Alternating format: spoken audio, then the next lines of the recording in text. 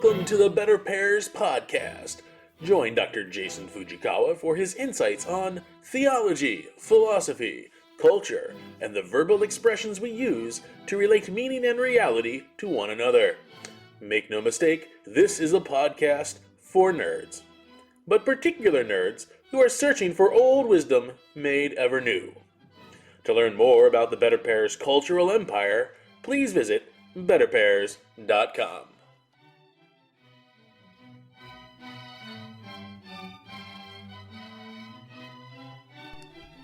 Hello, this is Dr. Jason Fujikawa with BetterPears. With this episode, episode 3 of our first series of the podcast, I'm excited to announce a new way to contribute to the work of BetterPears, keeping up the conceit of BetterPears looking like, from its webpage, a full-functioning orchard or mail-order fruit catalog. We've developed the BetterPears CSA, community-sponsored, community-supported analysis. It's a way for those in the listening audience, those who read the blog, to contribute to the development of these episodes. You can sponsor an episode, and included with that is the opportunity to dedicate the episode to share your gratitude, to honor a loved one, someone you hold in esteem. And there's directions on how to do that at the particular webpage for the CSA on the BetterPears website. So check the description of this podcast for a link to that page. We're excited to bring the third episode here. This is an episode titled The Three Pars. I will be kicking off our dedication series with a special dedication to one of my former teachers, professors in college. If you haven't already, please subscribe to the podcast on whatever platform you subscribe to podcasts, and please enjoy the episode. The late Father Joseph Koterski, S.J., passed beyond the veil to his eternal reward a little over a year ago. As many have by this time filled the internet with articles and interviews recounting his virtues, principles, and unique gifts to his students and the church, it is clear to all that he would be a man truly missed in any age, all the more in an age such as ours.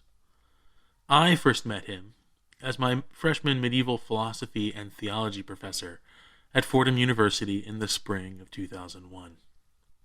In that semester, he introduced me to St. Augustine through his Confessiones, Boethius in his Consolatio, St. Thomas Aquinas through his Summa Theologiae, and a certain Florentine exile midway through the journey of our life.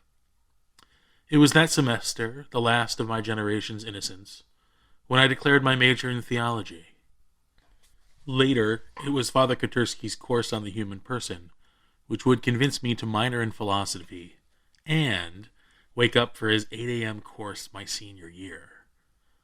What I remember about him today, however, during my last year in the Bronx, was his invitation to join him and 2 other students for a reading group on the Federalist Papers, the work of John Jay, Madison, and Hamilton.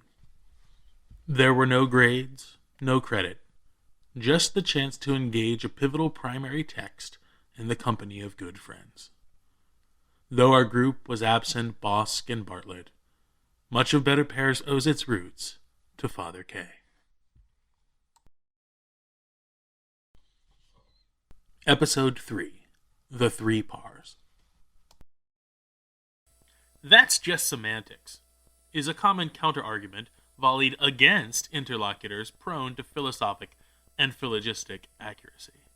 What remains unclear in such dialogues is whether unjust semantics would be more preferable. Semantics is often referred to as the study of word meanings by those in polite society who refrain from identifying it as the study of semen, or the plural semina, meaning seeds. Words are the seeds of linguistic expression, and intended communication harvests must begin with an intentional selection of seeds, that is, semantics. Etymology is a term often considered synonymous with semantics. However, its origin is more Hellenic than Latinate, from the 2 words etymos, meaning true, and logos, meaning, well, nearly everything under and above the sun. but more commonly it means word, reason, or study. Thus, etymology is something like a study of the true meaning of words, and yet this explanation is unsatisfying over time. The exchange of seemingly arbitrarily arranged characters in English to more exotic, but nonetheless equally arbitrarily arranged characters in Greek, along with the defined meaning sprung forth like a magician's rabbit from from the lexicography cartel, or as I call it, Big Lexi, is to trade linguistic servitude to Noah Webster for that of Liddell and Scott. What we desire is something that I call deep etymology. Professional linguistics researchers might have a different name for this approach, but they tend to award tenure for neologisms, not conventional taxonomy. In any case, deep etymology seeks to consider meaning beyond the dictionary definition of the verbal roots which phonetically or orthographically connect us to earlier generations of the human family. In addition to this connection to those who spoke and wrote before us, this deep etymology grounds us in reason, or logos, and shields us from the potentially overwhelming influence of ethos, or appeals from authority, and pathos, that is, appeals to our emotions. Arriving now at the human family, we encounter the deep etymological topic before us today. It seems that we have forgotten the essence of parenting. The use of the gerund parenting is intentional. Our problem is not specifically that we do not know who a parent is, although cases of dubious paternity exist, and dubious maternity far fewer by reason of umbilical cords. No, our problem concerns the nature of parenting. The question, what is a parent, points to the reality which is precisely not apparent. And this play on words nevertheless bears for us what is unknown. Have you ever thought about the three pars? The three Latin verbs which have the root par. They are the first conjugation verb paro parare, the second conjugation verb pareo parere, and the third conjugation verb pario parere. The question, then, is which of these verbs is the essence of a parent? The least likely candidate of the first, paro, from the first conjugation. The morphological problem is that we are looking for the substantive participle parens, not parans. Still, the root par in this first conjugation instance retains something of the essence of the root, in that it means to prepare, make ready, make suitable. I had a professor of a strong Thomistic pedigree in graduate school who persisted in using the Latin word adequatio in his explanations of cognitive theory. That is, how what is sensed in the world is made present to the intellect by a certain adequation or adaptation of sensation to idea. Since he spoke with significant alacrity, commonly engaged in Latin-English code switching, and had adopted an ecclesiastical Latin pronunciation, I heard three words instead of one.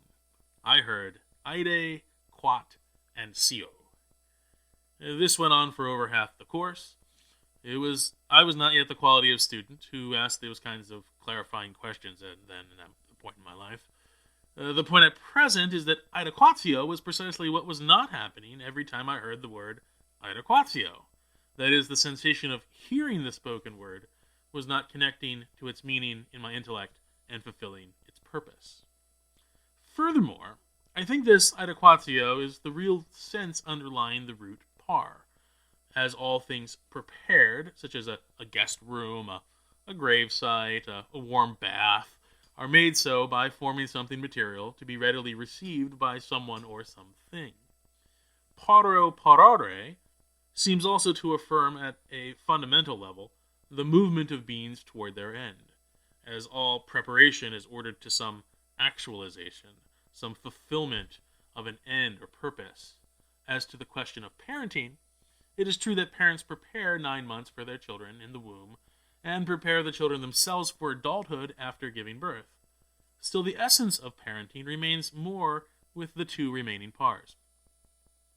Deftly shifting to the third conjugation, pario parere, in a way that would make Monty Hall proud, it seems that we may have hit pay dirt. This verb, which means to bear, give birth, is physiologically connected to the act, which conventionally establishes parents. As with our first par above, there is this adequatio between the parents and the child, what the philosophers call univocal generation, or like things begetting like things. Human beings beget human beings, not sea lions or random clumps of cells. Nevertheless, we need to deal with the pesky I in the present participial form, pariens parientis, not our desired parens parentis. To be honest, we should be glad that this is the case, as it is one of the great recurring tragedies of our current epoch that fatherhood and motherhood are equated with merely begetting and bearing a child, respectively. While nearly all subsequent parental responsibilities and actions would remain contrafactual without such a genesis, the restoration of genuine fatherhood and motherhood for the human family is etymologically vindicated by that pesky I. It might be helpful at this point to establish a counter-argument, namely that the heretofore pesky I is a vestigial morphology that was elided, snuffed out over centuries for the sake of pronunciation. That is, when in doubt, blame the French. Since the connection with parents and giving birth is so close, and what remains with the third par is a harder interpretation in both terms of meaning and moral response, could we not just remain here on this mountain and set up some booths? At last, we arrive at the third par, pareo parere, of the second conjugation. This is a verb that appears to have two meanings. On the one hand, it has the meaning to be evident, be visible, appear, be at hand. On the other hand is the extended meaning, to obey, to submit. At long last, parents or parentes are those who obey and submit to their children. It is either clearly evident that we did not truly understand the real power brokers in ancient Rome, or perhaps there is need to refine this position. What is the adequation here? A parent, or parens, is one who recognizes or is otherwise present to a reality which must be obeyed, or at least obedience is the proper response. What happens when a person becomes a parent? Granting that it takes two to tango and that the activity of each dancer is distinct though complementary, what happens? The parent's identity expands. That is, the number of who's benefiting from the highest degree of care and protection, which were once only applicable to the parent himself or herself, increases. A parent sees the child as an extension of self, to be quite literally protected under the same roof, cared for against all worries, and succored with the sweetness of mother's milk. St. Thomas Aquinas notes this parental responsibility in his treatment of the precepts of the natural law. Precepts operate like logical corollaries to principles. The first practical principle, and here the natural law is an extension, is do good, avoid, and shun evil. The first precept logically derived from this, for us humans, is that our existence is good and we should seek to preserve ourselves. The second precept extends upon the first, commanding the propagation of the species and the education of the young. The second precept of the natural law draws us beyond our own individual needs and extends our love, our desired good for another, to the young entrusted to our care as parents. While the third precept of the natural law extends this self-identification beyond the household to broader society, it is to our present purpose to define parents as those who recognize the truth of their divinely instituted and natural responsibility to their children. Parenting is founded on prudence or practical wisdom, the habit or virtue of doing the right action according to right reason. Definitions of parenting founded on productivity, mere propagation, or even power err in mistaking what is only part for the whole. And the par of part is a par for another parlay.